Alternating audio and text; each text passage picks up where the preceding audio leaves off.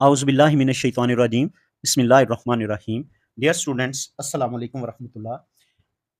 Second year की new book के मुताबिक एक्सरसाइज 2.3 कंटिन्यू है और अभी मैं इसका क्वेश्चन नंबर 2 सॉल्व करने जा रहा हूँ। और क्वेश्चन नंबर 2 कैसा है, मैं सोच रहा हूँ इसको मैं यहाँ पर दिखा दूँ और हम इसको पढ़ भी लें कि किस तरह से ये वाला क्वेश्चन है जी। ठीक है, यहाँ इस तरह सही नज़र नहीं आ रहा तो मैं बता देता हूँ। लिखा हुआ है, एक कर्व दी हुई है y इज इक्वल टू, लिखा हुआ है y is equal to ten inverse x by three, ten inverse x by three and minus x by three and minus x by three. ये जी हमारे पास y की कीमत दी हुई है और कहा हुआ है फाइंड पॉइंट, वो पॉइंट निकालें जहां टेंजेंट हॉरिजेंटल है जी, जहां पर टेंजेंट हॉरिजेंटल है वो पॉइंट निकालें। ठीक है, और फिर इसी पॉइंट के ऊपर, ठीक है, हमें क्या करना है, पॉइंट निकालना है जहां टेंजेंट हॉरिजेंटल है और फिर इसी पॉइंट के यूज करते हुए इक्वेशन ऑफ टेंजेंट, ठीक है, और इक्वेशन ऑफ नॉर्मल निकालनी है जी। इक्वेशन ऑफ टेंजेंट फाइंड करनी है। ठीक है जी, दो काम हो गए हमारे पास, तो और नॉर्मल भी निकालनी है साथ। ठीक है, तो सबसे पहले हम लिखते हैं जी टेंजेंट हॉरिजेंटल कहां पर होगा, तो उसके लिए हमें बनानी होगा स्लोप या डेरिवेटिव। तो मैं लिखता हूं जी d Y by D x. तो D Y by D x यहाँ पर टेन इनवर्स का डेरिवेटिव 1/1 प्लस जो भी एंगल होगा उसका स्क्वायर। ठीक है, ये इसका डेरिवेटिव है टेन इनवर्स का, और फिर साथ आ गया जी 1/3 एंड माइनस एक्स का डेरिवेटिव बन जाता है 1/3। अब जब मैं इसको सिंप्लीफाई करता हूं तो D Y by D X ये इक्वल टू आ जाता है 1/1 प्लस एक्स स्क्वायर ओवर 9, और यहां पर ये बन गया जी 1/3 एंड माइनस ऑलरेडी 1/3। अब D Y by D X मजीद सिंप्लीफिकेशन की तरफ आते हुए एलसीएम लेते हैं 1 ओवर, ये बना 9 plus x square over 9 dot 1/3 and minus 1/3।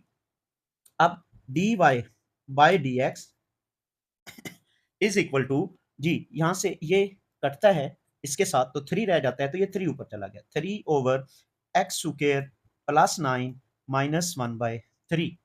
अब यहां से D Y by D X, इसको अगर मैं सिंप्लीफाई करूं तो ये बनेगा 3 इंटू, यहाँ पर 3 इंटू एक्स स्क्वायर प्लस 9।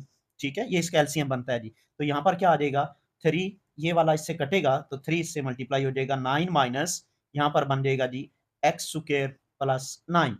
तो जब मैं इसको मजीद सिंप्लीफाई करता हूँ तो ये 9 इससे कट के तो मेरे पास रिजल्ट मान रहा है x square over 3 into x square plus 9। अच्छा, क्योंकि ये कहलाती है स्लोप। ठीक है, ये क्या कहलाती है जी, स्लोप। स्लोप, तो ये इक्वल टू आ जाएगा माइनस, सपोज करते हैं जी ये कोई पॉइंट था, जब स्लोप लिखेंगे तो ये एक्स वाई की बजाय क्या हो जाएगा, x1 y1 हो जाएगा, x1 स्क्वायर, ठीक है, प्लस 9। तो हम लिखेंगे tangent for tangent horizontal, horizontal के लिए स्लोप कितनी चाहिए जी, जो हॉरिजेंटल होता है उस वक्त टेन, स्लोप को बोलते हैं टेन थीटा, टेन थीटा हो जाता है 0। ठीक है, यानी थीटा यहाँ पर 0 डिग्री हो, थीटा 0 डिग्री हो या 180 डिग्री हो, और ये स्लोप ही कहलाती है। दूसरे अल्फाज में मैं इसको क्या रखूंगा जी, 0 के बराबर रखूंगा, तो मैं लिखता हूं जी this simplifies slope equal to आएगी 0। स्लोप कितनी है जी, जो भी मैं कह चुका हूं, x1 square over 3 into x1 square plus 9 equal 0। तो यहां से x1 square is equal to 0, यहां से x1 की कीमत क्या आ गई, 0 आ गई।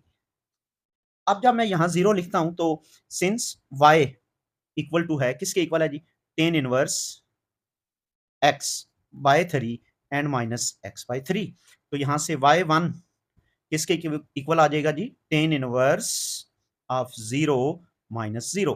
तो यहाँ से y1 की कीमत क्या आ जाएगी, 0। तो ओरिजिन ही वो पॉइंट है जहां पर जी टेंजेंट क्या आ रहा है इसका, वो हॉरिजॉन्टल आ रहा है। सो पॉइंट मिल गया जी, this simplifies x1 y1 equals to आ गया जी 0,0। अब इक्वेशन ऑफ टेंजेंट क्या होती है जी, y minus y1 m into x minus x1, तो ये बन जाएगा y माइनस y1, स्लोप वहां पर जीरो है जी हॉरिजेंटल के ऊपर, x माइनस x1 की कीमत भी जीरो है, तो y इक्वल टू क्या आ गया जी, जीरो के इक्वल। ये वो जगह है जो जो हमारे पास इक्वेशन ऑफ टेंजेंट है, ठीक है। आल्सो नॉर्मल के लिए, फॉर नॉर्मल,